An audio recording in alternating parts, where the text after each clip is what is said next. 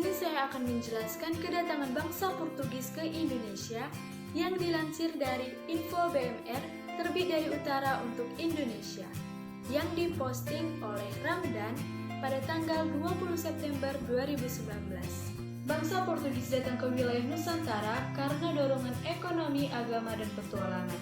Keberhasilan Vasco da Gama mencapai Kalkuta di pantai barat India pada tahun 1497 telah membuka peluang dan jalan bagi Portugis untuk sampai ke Nusantara. Kalkuta saat itu menjadi bandar utama sutra, kayu manis, porselen, cengkeh, pala, lada, kemenyan, dan barang dagang lainnya. Barang-barang yang diperdagangkan tersebut mayoritas berasal dari para pedagang Malaka. Berita mengenai kekayaan Maluku tersebut kemudian mendorong Raja Portugal mengutus Diego Lopes de Sequeira untuk pergi ke Malaka. Pada awalnya, Sequeira disambut baik oleh Sultan Mahmud Shah. Akan tetapi, para pedagang Muslim India berhasil meyakinkan Sultan bahwa orang Portugis sangat berbahaya dan merupakan ancaman berat bagi Malaka. Sultan kemudian berbalik menyerang Sequeira dan mengusir kapal Portugis dari perairan Malaka. Serangan Malaka terhadap Sequeira dan anak buahnya memicu kemarahan orang Portugis. Portugis kemudian mengirim gubernur Portugis di India, yaitu Alfonso de Albuquerque. Ia berangkat dari Goa pada bulan April tahun 1511 menuju Malaka dengan kekuatan kira-kira 1.200 orang dan menggunakan kapal sebanyak 17-18 kapal. Perang antara Malaka dan Portugis tidak dapat dihindari lagi. Portugis menang dan berhasil menduduki Malaka.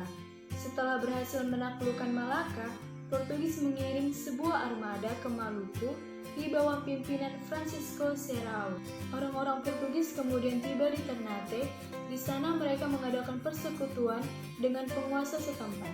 Pada tahun 1522, Portugis mendirikan kantor dagang lengkap dengan benteng di Ternate, serta memperoleh hak monopoli di pusat rempah-rempah. Sebagai gantinya, orang Portugis harus membantu Ternate menghadapi Kesultanan Tidore yang didukung oleh bangsa Spanyol. Dominasi perdagangan orang Portugis di wilayah Nusantara tidak berlangsung lama. Portugis mengalami kekurangan bahan makanan, dana, dan sumber daya manusia. Kedudukan Portugis di Nusantara juga semakin goyah akibat terjadinya pertikaian dengan berbagai kesultanan setempat.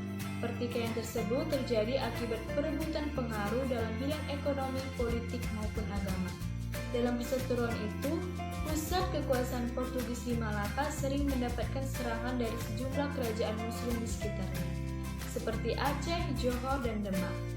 Akibatnya, kota yang pernah menjadi bandar perdagangan yang ramai itu menjadi sepi, sehingga orang Portugis pun merugi. Kesulitan-kesulitan yang dihadapi oleh orang Portugis tersebut akhirnya juga melemahkan posisi mereka di berbagai wilayah di Nusantara. Menjelang akhir abad ke-16, kedudukan Portugis di Nusantara semakin memburuk akibat munculnya berbagai perlawanan dari para penguasa pribumi, sehingga kepentingan dagangnya di Maluku dan sekitarnya makin merosot. Akibatnya mereka mengalihkan perhatian ke Kepulauan Nusa Tenggara dan menetap di Timor.